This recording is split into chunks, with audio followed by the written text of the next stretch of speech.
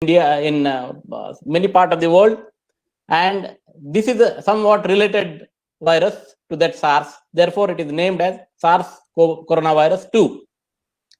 It comes under subgenus Serpicovirus, genus Beta coronavirus, subfamily Orthocoronavirinae, family Coronaviridae. It is an enveloped virus. It is again a single sense, positive sense RNA genome. So that is very important, since positive sense RNA genome can replicate themselves, can reproduce themselves just with RNA. They don't need the other structure. The information with them is already available. Nucleic acid of a helical symmetry, and there are 4 genera in beta, the orthocoronavirinae family, and it is named as alpha, beta, gamma. Particularly, we are concerned with this beta coronavirus since SARS-CoV-2 is a part of beta coronavirus. Now, these 3 diseases, severe acute respiratory syndrome, Middle East respiratory syndrome, and coronavirus 2 or COVID, this is wholly categorized under subgenus Serpicovirus of the genus Beta coronavirinae. If you look at the history, there are 7 coronaviruses which are seriously considered either for human or for animals, and almost every virus requires if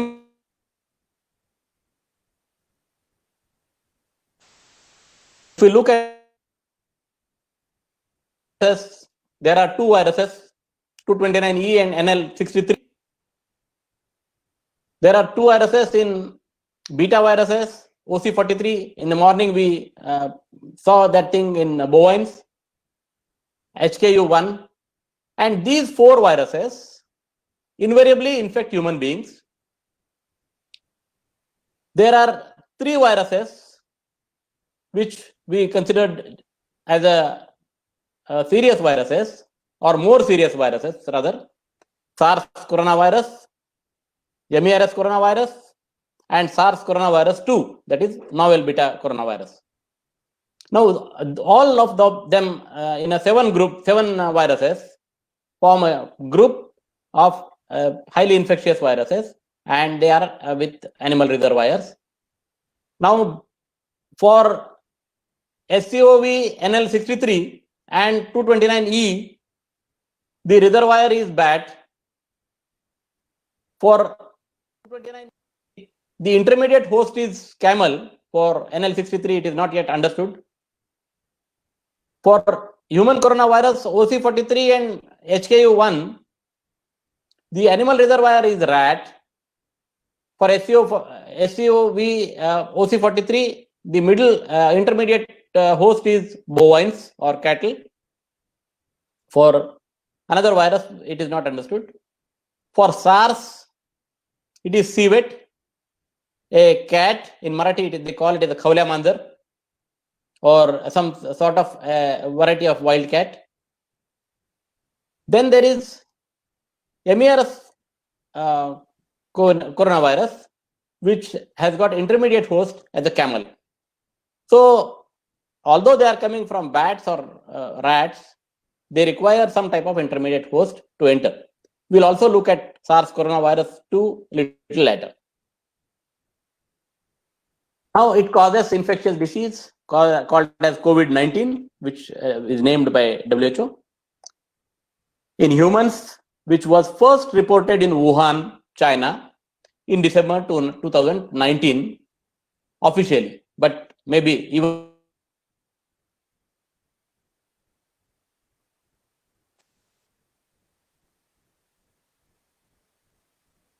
in 114 countries with 4,291 deaths. And on that day, Director General of World Health Organization has declared this COVID-19 as a pandemic. And pandemic means it is spread world over. Today, now today's figure, you can get it from your recent news items. There are more than 78 lakhs cases and over 4.21 lakh deaths all over the world. Now, coronavirus is not us as a veterinarians.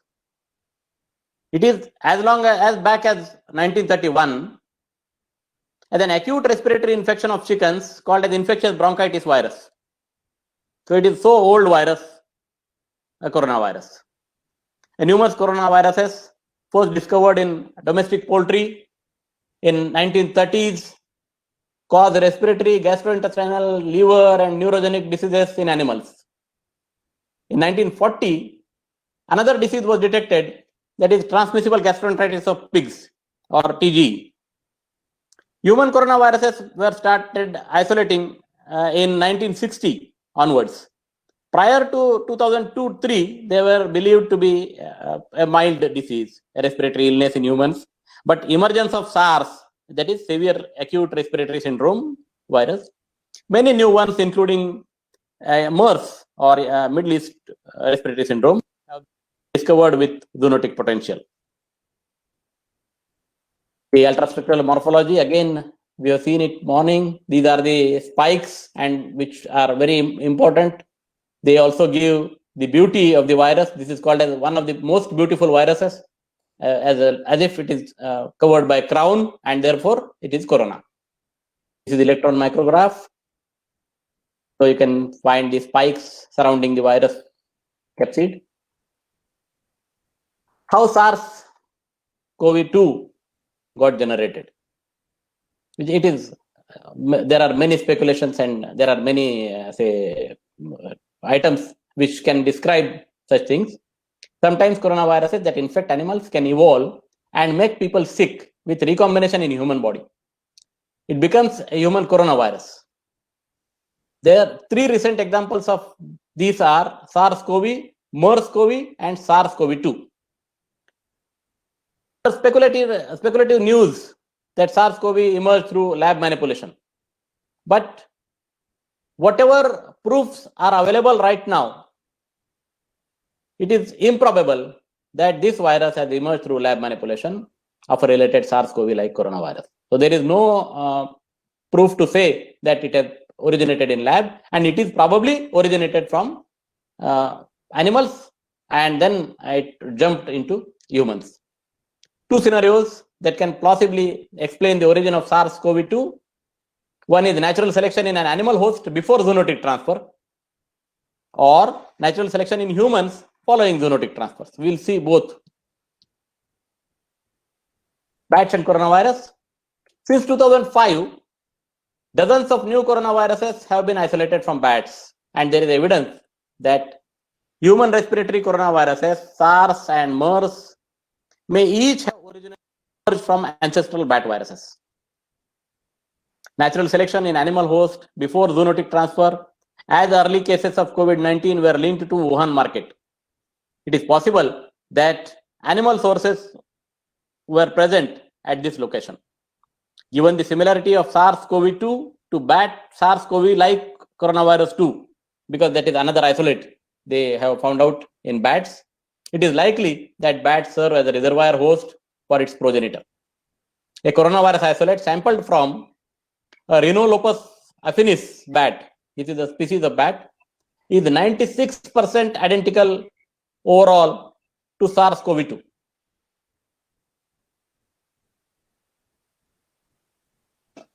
This is Rhinolopus affinis, an insectivorous bat. For Nipah and for other things, there are fruitivorous bat. This is an insectivorous bat, which is smaller in shape in comparison. And since it looks like horseshoe, the Indian horseshoe bats are just beside this particular yellow bat.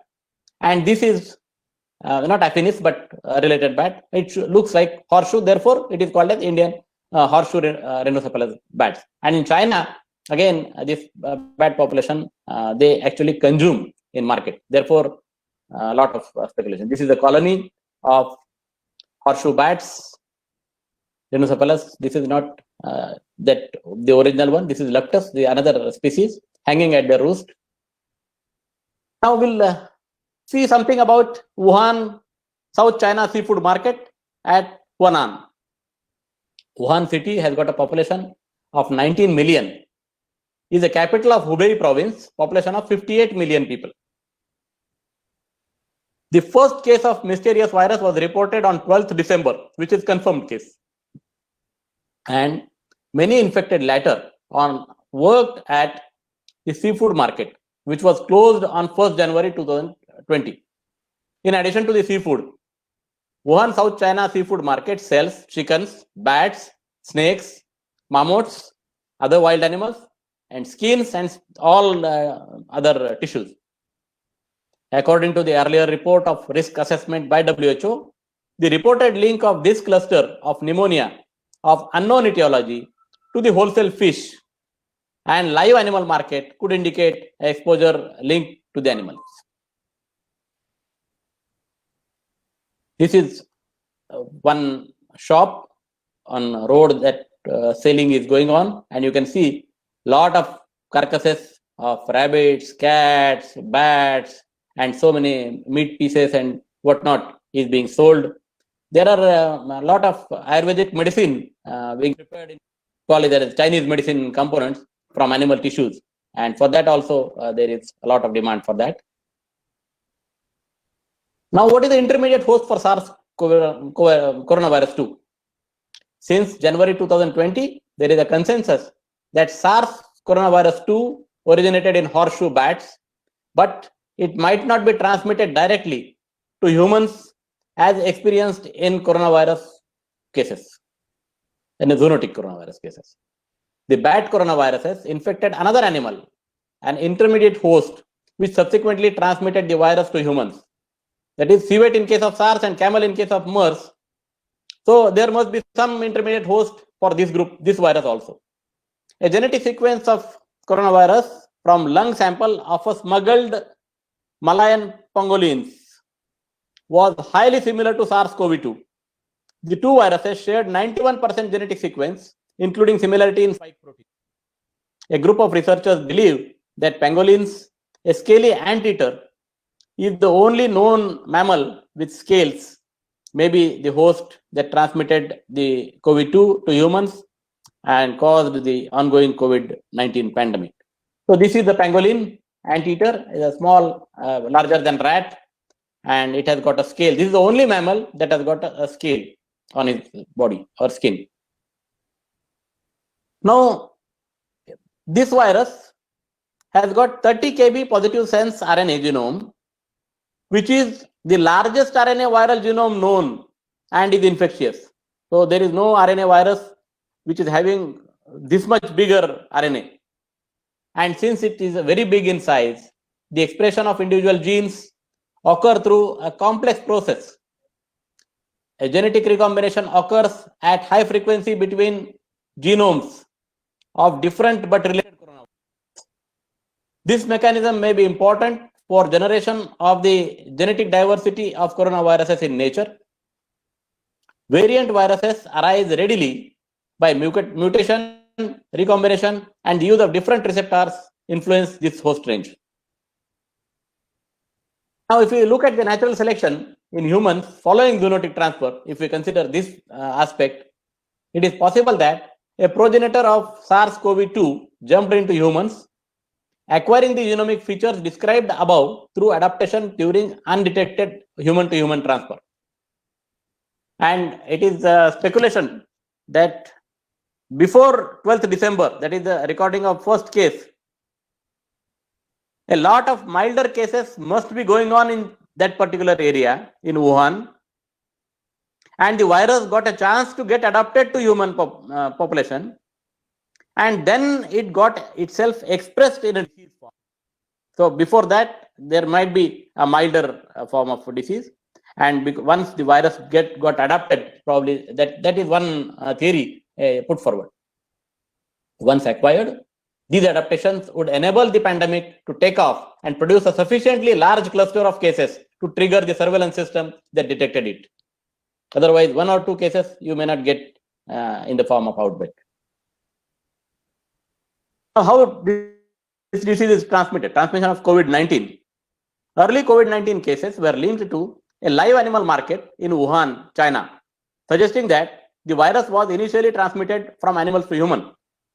Researchers are still learning how readily this virus spreads from person to person. Human to human spread occurs through contact with infected secretions, mainly via contact with large respiratory droplets, but it could also occur via contact with a surface contaminated by respiratory droplets and possibly by aerosol transmission of a small respiratory droplets. It is known that symptomatic as well as asymptomatic and pre-symptomatic patients can transmit the virus. So they may not be showing the symptoms, still they may transmit the virus. And there is one category. A super spreader is an individual who transmits an infection to a significantly greater number of other people than the average infected persons. Super spreaders played an extraordinary role in driving SARS outbreak and may also play a significant role in the current COVID-19 outbreak. Persons with minimal or no symptoms may also be able to transmit the disease, making it difficult to control the outbreak. So how to identify such type of persons? Transmission to and from animals. Now there are always a lot of incriminations that the animals transmit this disease. There have been fewer than 25 reports from around the world of pets suggest that pets are source of infection for people. Till now, a few positive domestic animals indicate these infections are typically a result of close contact with positive cases. In experimental infections with SARS-CoV-2, ferrets, Syrian hamsters, and cats show potential for serving as animal models for human infection. Dogs, pigs, chicken, and ducks do not transmit the infection. Rabbit farms are also screened for coronavirus 2. None of the rabbit farms have at present symptoms of COVID-19. The primary model of transmission of COVID-19 is humans and is person-to-person spread. The risk of spread through rats and mice is small. These animals have no receptors to which coronaviruses can attach. Netherlands is the first country to have production animals, that is minks, infected with coronavirus 2, and the transmission of virus from animals to humans has been demonstrated. A zoo in New York tested all of 5 tigers and 3 lions. They were all infected with SARS-CoV-2, developed clinical signs, and were recovered. They didn't die. The source of infection was presumed to be the transmission from coronavirus 2 positive zookeeper, who at the time of exposure had not yet developed symptoms of COVID-19, but later on he proved to be a patient of COVID-19. Now, clinical signs in humans. Symptoms may appear between 2 to 14 days of the virus exposure. A significant number of positive persons will have no symptoms or mild symptoms. A risk of serious disease or death in COVID-19 cases increases with age and in people with comorbidities or with serious medical disorders like heart, lung, kidney, liver disease, diabetes, immunocompromising conditions, or obesity. Those their body mass index more than 40. So such persons may have more risk. The symptoms exhibited are fever, cough, shortness of breath, difficult breathing, fatigue, muscle body aches, headache, loss of taste or smell, sore throat, congestion or runny nose, nausea, vomiting, diarrhea, reduction in blood oxygen level, etc. Trouble breathing, persistent pain or pressure on the chest, confusion, inability to wake or stay awake, they are also considered as say typical symptoms. In many patients it is seen. Look at pathogenesis, how the symptoms develop. Most coronaviruses replicate in epithelial cells of respiratory or enteric tracts. Unlike coronaviruses in general, SARS coronavirus 2 can replicate in lower respiratory tract, which can be fatal. Within 5 to 6 days of symptom onset, a SARS-CoV-2 viral load reaches its peak. Severe COVID-19 cases progress to acute respiratory distress And this acute respiratory distress syndrome, or we medicals call it as ARDS, on an average around 8 to 9 days after symptoms onset. Aggressive inflammatory response are strongly implicated in the resulting damage to the airways. Therefore, disease severity in patients is due to the viral infection as well as host response. ARDS seen in severe COVID-19 characterized by difficulty in breathing and low blood oxygen level. As a result, some patients may succumb to secondary bacterial infections. ARDS may lead directly to respiratory failure, which is the cause of death in 70% of fatal COVID-19 cases. In addition, the vast release of cytokines by the immune system in response to the viral infection can result in a cytokine storm and symptoms of sepsis that are the cause of death in 28% of fatal COVID-19 cases. So remember that the virus itself may not be that much troublesome many times, but the body response or the host response is creating problems, and the patient succumbs to the problems. Uncontrolled inflammation inflicts multi-organ damage, leading to organ failure of the cardiac, hepatic, and renal system. When SARS-CoV-2 infects cells, the active replication and release of the virus cause the host cell to undergo highly inflammatory form of programmed cell death and release several chemical products. These are recognized by neighboring epithelial cells, endothelial cells, and alveolar macrophages, triggering the generation of pro-inflammatory cytokines and chemokines. These proteins attract monocytes, macrophages, and T cells to the site of infection, promoting further inflammation. In a defensive immune mechanism, this may lead to further accumulation of immune cells in the lungs, causing overproduction of pro-inflammatory cytokines, which eventually damages the lung infrastructure. In a dysfunctional immune response, the resulting cytokine storm circulates to other organs, leading to multi-organ damage or failure. Alternatively, in a good response, we can say, the healthy immune response, the initial inflammation attracts the virus-specific T cells to the site of infection and eliminate the infected cells before the virus spreads. Neutralizing antibodies in these individuals block viral infection. And alveolar macrophages recognize neutralized viruses and damaged cells, clear them by phagocytosis. Altogether, these processes lead to clearance of the virus and minimal lung damage, resulting in recovery. In most of the young patients or healthy patients, probably this recovery is apparent. A wave of local inflammation ensues, involving increased secretion of the pro-inflammatory cytokines and chemokines into the blood of afflicted patients and attracts monocytes and T lymphocytes, but not neutrophils from the blood into the infected sites. The pulmonary recruitment of immune cells from the blood and lymphocytes into airways may explain the lymphopenia. In most individuals, recruited cells clear the infection in the lung, the immune response recedes, and the patients recover. Unrestrained inflammatory cell infiltration can itself mediate damage in the lung, in addition to the direct damage resulting from the virus. Together, these result in diffuse alveolar damage, including desquamation of alveolar cells, hyaline membrane formation, and pulmonary edema. This limits the efficiency of gas exchange in the lung, causing difficulty in breathing and low blood oxygen levels. The lung also becomes more vulnerable to secondary infections. So even if you give oxygen from outside, probably body is not able to accept that. Viral infection in immune cells such as monocytes and macrophages can result in aberrant cytokine productions, even if viral infection is not productive.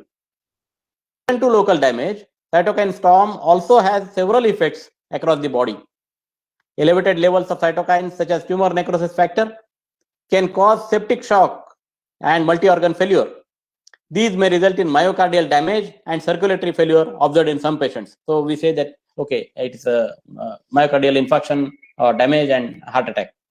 Older people and those with comorbidities are more likely to develop such a dysfunctional immune response that causes pathology and also fails to successfully eradicate the pathogen. We have got some type of say T cell and B cell immunity also. Both T and B cell responses against coronavirus 2 are detected in the blood around 1 week of onset of symptoms. CD8 plus T cells are important for directly attacking and killing virus infected cells, whereas CD4 T cells are crucial to prime both CD8 T cells and B cells. CD4 plus T cells are also responsible for cytokine production to drive immune cell recruitment. Together with report of lymphopenia and reduced peripheral T cells levels in patients, it suggests that T cells are attracted away from the blood into the infected site to control the viral infection. And for B cell, their responses in patients occur concomitantly with T helper cell responses from around 1 week of symptoms onset. Within 4 to 8 days of symptoms onset, antibody responses to spike protein are found.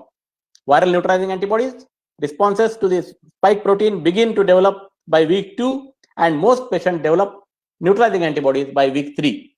It seems that a subset of patients may not develop long-lasting antibodies to SARS-CoV, and this is actually a matter of worry. It has not been clarified, and still researchers are still trying to find out the answer for this. That some patients do not develop antibodies for SARS coronavirus 2. It remains unknown whether these patients are susceptible to reinfection, of which there are sporadic reports. So we need to study much more cases, and then only we can say something about that. Now, for treatment guidelines, the National Institute of Health in USA, they have given a guideline, as well as we have got ICMR guidelines also. But the first and foremost thing, there are no specific drugs or other therapeutics presently approved. Antithrombotic therapy in COVID-19 patients has been associated with inflammation and prothrombotic state with increase in fibrin degradation product, and fibrinogen and D-dimers. The panel recommends that the investigational antiviral agent remdesivir for the treatment of COVID-19 in hospitalized patients with severe disease, defined as, say, oxygen levels less than 94% on ambient air at sea level, requiring supplemental oxygen, mechanical ventilation, or extracorporeal membrane oxygenation. The panel does not recommend remdesivir for treatment of mild or moderate COVID-19. But recent ICMR guidelines issued yesterday only, you can read today's Times of India, the whole guidelines are available, indicate that remdesivir is allowed for emergency use as well as for moderate cases in treating COVID-19 patients. So this is the ICMR guideline for which has been in favor of remdesivir right now. The NIH panel recommends chloroquine or hydroxychloroquine, but against using high dose chloroquine for the treatment of COVID-19 outside the setting of a hospital, because the high dose carries a higher risk of toxicities than the lower dose. So they say that even if you are using high dose, you have to take help of in-hospital patients, and you cannot give this treatment outside. But they are actually not favoring the higher doses of chloroquine and hydroxychloroquine. ICMR also allowed tocilizumab, an immunomodulator, and convalescent plasma and immunoglobulins are, of course, to be used with some caution.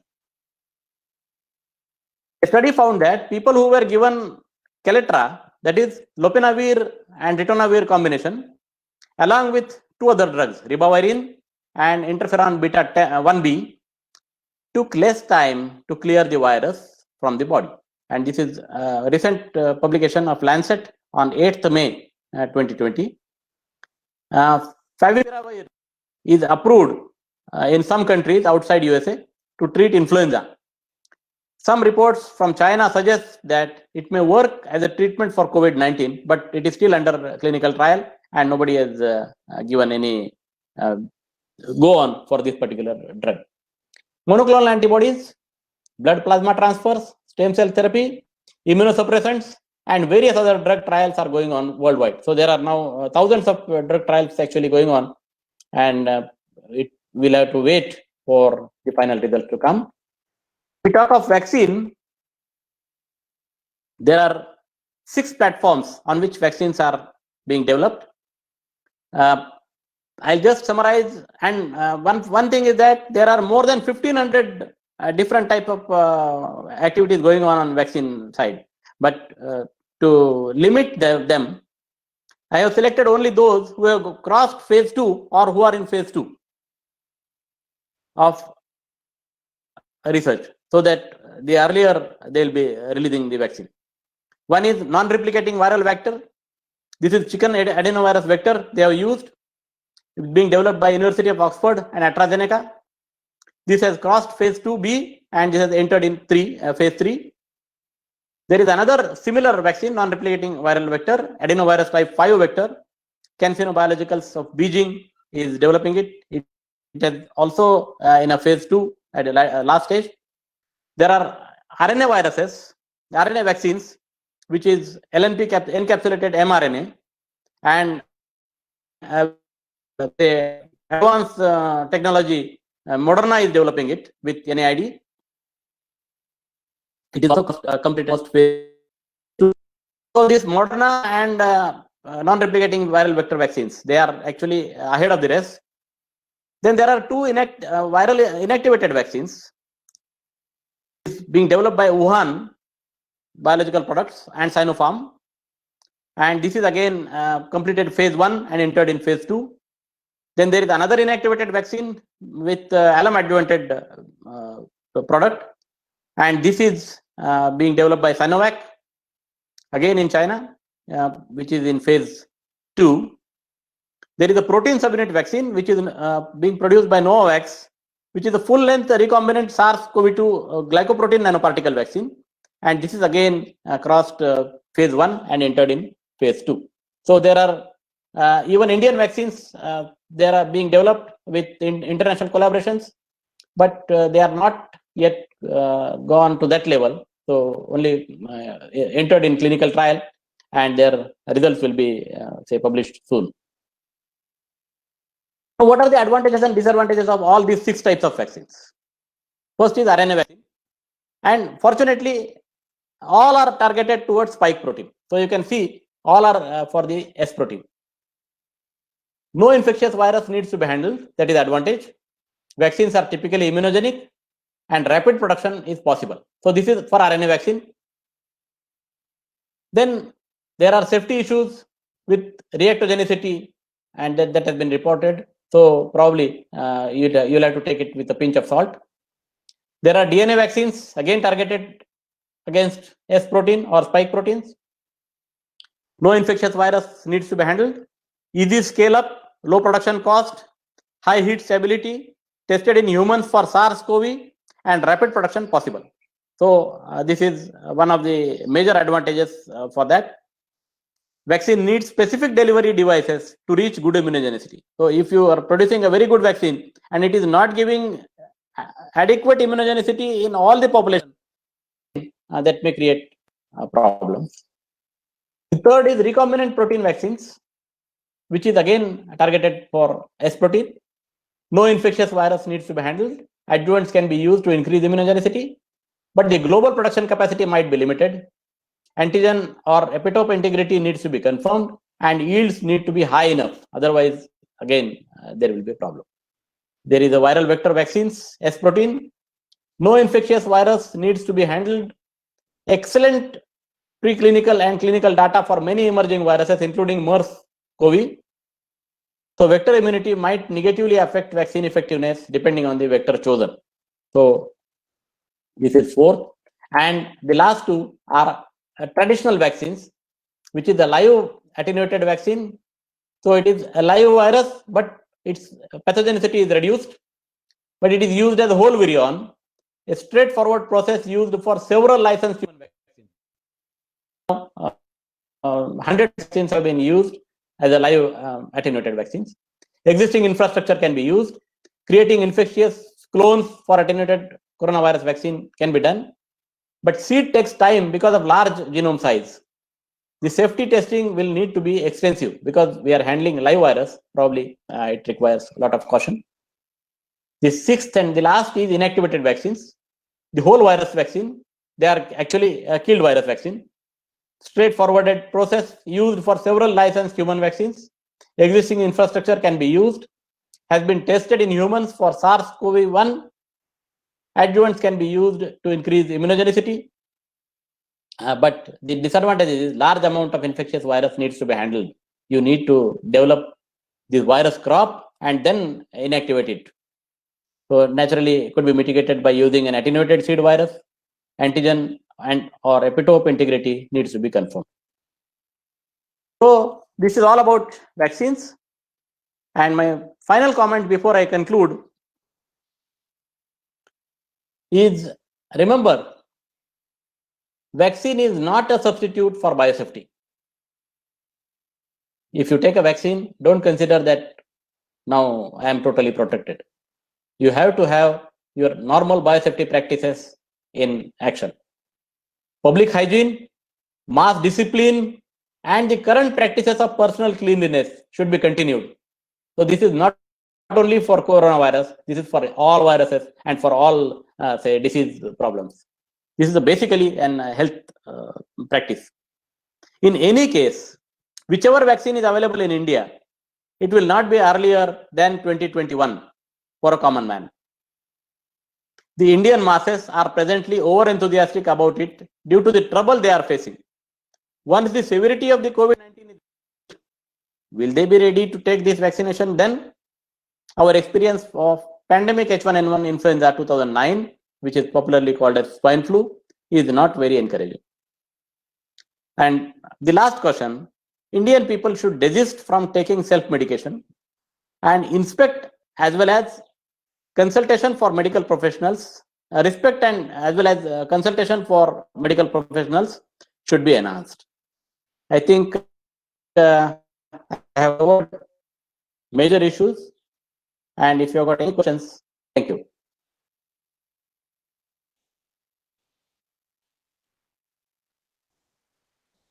Thank you, sir. Hello. Dr. Nilesh. Yes, thank you, sir. Hello. Hello. Kulkarni, sir. Hello. Thank you very much. Over. Sir. Yeah, sir. Your presentation is really very wonderful. We just enriched with the good information as far as the current pandemic and its correlation with your presentation is concerned. Sir, there are some questions. Any issues with technicality? No, sir. It's okay. All the things are in proper way, sir. Okay, sir. Sir, first of all, I would like to. Speed and other things. No, sir. All the things are fine. Sir, first of all, I would like to welcome Dr. Deepak Bhalerao, sir. He is a postgraduate in veterinary medicine and currently working as a veterinary specialist in insurance company. And again, I would like to welcome Dr. Vilas Aher, sir. He is the Dean of PGIS Akola, sir. He has also joined our webinar. And there are certain questions. Thank you, sir. Yeah, I welcome both of them on behalf of ISPM, sir. Yes, sir. Sir, Dr. Deepak Bhalerao, he want to ask about, was corona manifested in India earlier? Any report was there, sir? Yeah. Corona manifested in India earlier. Yes, sir. If he is talking of coronavirus, we have got plenty of coronaviruses in India. Not COVID. I'm not talking of COVID-19. But coronaviruses are enough because we are actually having infectious bronchitis, transmissible gastroenteritis viruses, and so many human coronaviruses. Actually, when we are talking of say common cold, there are only two major viruses, that is rhinovirus and coronavirus, in addition to influenza viruses. So these three viruses are amply available in India, and they create only minor problems. Therefore, we don't bother about them. But this COVID is something a big problem. Okay. Thank you, Thank sir. you, Dr. Sir, Kulkarni. again, yeah. Chandrakant Sir, sir, again. can I? Yes, sir. Please. You will cover some of my questions and others' questions also. But Yes, I sir. am Yeah. keen in asking Dr. Kulkarni. Yes. He has mentioned one important point in the beginning, that is his first or second slide, that the research Yeah. in India on coronavirus depends on some important factors like finance, political willpower, all Yeah, those yeah. things This which have this been is this is not nowhere limited to mentioned in India. This is the. for even America. A rich country like Yeah. America is also facing a problem. So that's an important point, but I would like to clarify from him, how is the present atmosphere in that this objective in India? COVID has turned us upside down, and probably not only for finance. For most important thing is discipline. The Okay, sir. societal discipline. We need to develop whole of these things.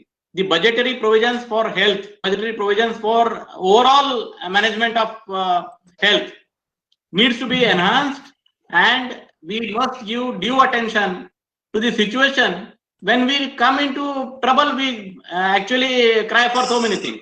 But when the trouble is over, we forget everything. So that should not be there. If it is done.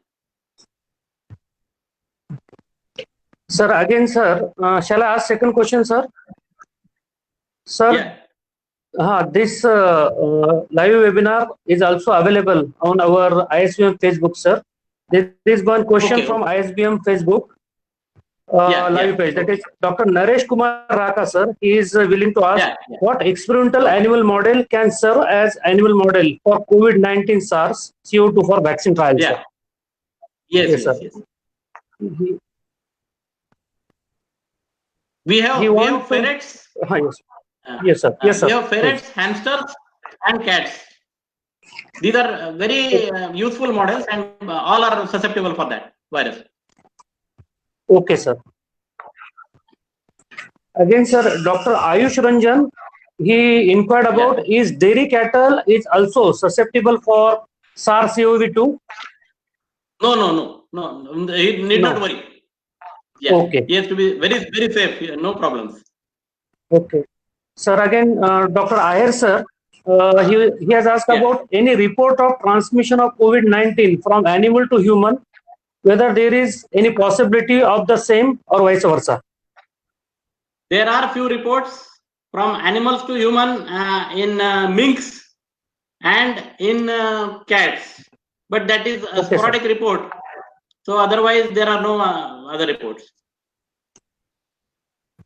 Okay, sir. Again, sir, Dr. Deepak Bhalerao, he has asked one question, which one is really a common inquiry for all the participants who are participated here in webinar, sir. Is there any reason in India that number of COVID patients are increased rapidly, but relatively the rate of mortality is low? Sir, can any scientific justification is there for this question, sir, please? No, we have a scientific justification for first case, first question, first part of the question. Okay, sir. Cases increased rapidly is because those who have not followed the guidelines. Okay, sir. The use of mask, the crowding, and other things. That is one of the reason for. And again, all over India, this is not done. Actually, the cases rose very fast in some spots. So now, presently, they are talking of 15 cities. Otherwise, in all other cities, we don't have that much problems anywhere. But as you say, the mortality is less. One thing is general immunity or natural immunity, what we call. The second thing possibly is we don't have a survey report of antibodies. Unless we have that, we can't say that specifically that what is a comment on mortality. Thank you, sir. Sir, at last, we would like to have a message from you about role of veterinarian as a microbiologist in this current pandemic, sir. Please, can you enlist your talk on this particular aspect, sir? Please, sir. Fortunately, I am a veterinarian, and I have been handling almost all zoonotic diseases. So right from anthrax, I handled anthrax cases, then rabies cases, and after that, now it is Crimean Congo hemorrhagic fever, swine influenza, Nipah. All these three things I have handled, and I have worked on all of them. So my message to veterinarians is very simple, that they must keep abreast with all these human diseases. They should have adequate knowledge of human diseases, for their transmission methods, how they are generated, and don't forget history. Even though the plague may not be there, even though the smallpox may not be there, remember how those diseases were spreading and how those diseases were controlled. So this is a very big insight we have to develop, and veterinarians should keep abreast. So naturally, Dr. Samad has told in the morning that Yes, sir. whole world is now asking for One Health. Yes, sir. But unfortunately, veterinarians are not coming forward to take up that. See, project taking also, nobody is preventing you to take animal side of the project. But now for CCHF also, people are working with human cases. Nobody knows what is the status in animals. So only antibody detection is not adequate. So we have to work on that also. And there are a lot of diseases which normally needs a veterinarian's attention, because human doctors, they do not have time for animals, and animals also, we have got plenty of animals. So naturally we should consider human also one of the species of veterinary profession. Okay. Sir, again, sir, this is the common issue in metro cities like Mumbai, then Delhi, Kolkata. And one question has been raised from Dr. Kaveri. Okay, she is asking about how to keep companion animals safe from corona. Sir, can you especially companion animals? Whatever precautions you are taking for human being, you have to take same precautions for your pet animals also. Okay, if you are not going out, so you should not allow your pup or dog or kitten also to be outside for moving or for just roaming, because they have got equal chance of unnecessarily getting infection, and they may carry that infection. They may not suffer sometimes. So protect your animals, pet animals. Okay. Yeah. Okay. Sir, few of questions were taken, and those participants, they are willing to ask the question. Just drop your questions in the drop box. We will collect it and communicate to Dr. Kulkarni, sir. And what are the answers we received, we will communicate to all of you, sir. With this, sir, I would like to take myself to Dr. Nilesh. Dr. Nilesh, please. Yeah.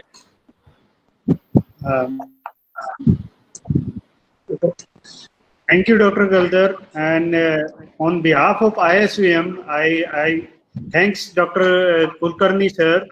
I should also thank ISVM.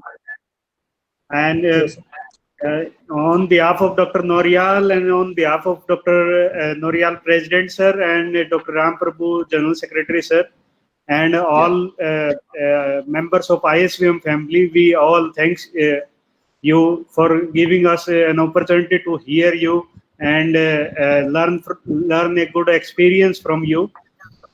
And I also thank all the audiences, especially Dr. Deepak Bhalerao and all others who have been actively involved in this both of the webinars today morning also and this also. And all other questions will be communicated to you, sir. All questions will be asked on Facebook page, because it is parallel live on Facebook. And on behalf of my university, Lajpat Rai Veterinary University, Hisar, I thank all of you. We have been the technical partner in these webinars, and we thank all of you for your support. So we are also thankful to both your university also and Anand also, Norial's Institute, as well as Dr. Galdar and Mapsu and everybody, and all your team. Okay, sir. Thank you, sir. Sir, I would again, we are very much thankful to Honorable Vice Chancellor of LUS, who has given us the technical support, sir. And at last, I would like to join you in thanking them.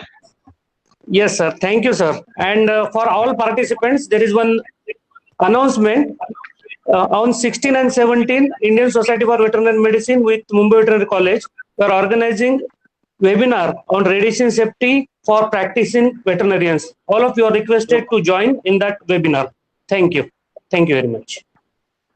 Thank you, Nilesh. Thank you, sir. Should I leave? Yeah, sir. Please. Thank you very much, sir. Thanks for Thank you. your time. Bye. Good night.